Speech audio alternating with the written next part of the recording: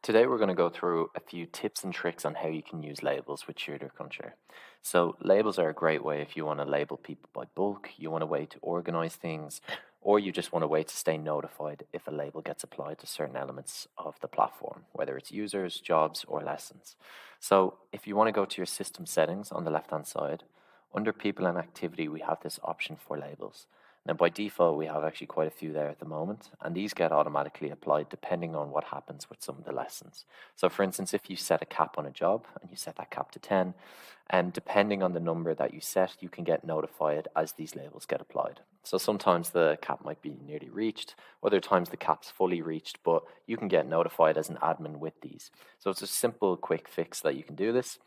When you click on each of these labels, you'll notice details relating to that and who's the applicable object, but you can also choose the email recipient. So you can choose admins to get notified anytime that label gets applied, whether it's automated or it's manual. So once we click submit, we can leave that there.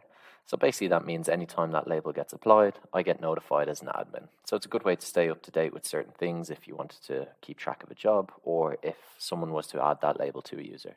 If you want to add a label, it's as simple as clicking this tab at the top. We can call this English 101. And then we choose this that it applies to a job. You can also choose that it applies to a student as well if you want to stay notified about that. And then we click save. So once that label is created, it basically means you can then assign that to an actual job or a student profile themselves. So if I just go to a job and I choose a random job, there'll be an option under actions that you can add a label. So English 101 will now appear as a label, and as soon as we click that, it will assign to the job. This is also really handy that if you're trying to find a specific job in your jobs list, you can filter by that actual label. So at the very top, when I choose filter, we're going to scroll down a little bit. We have an option for English 101, and we filter that. This just means you can find things at a glance and it will speed up your whole admin process while you're doing that as well. You can also bulk update clients as well if you wanted to do that.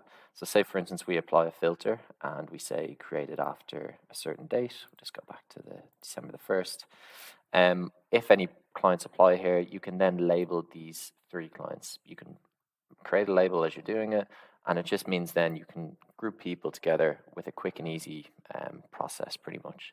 If you decide that you want to send broadcasts, which is under communications, you can filter by specific people with those labels.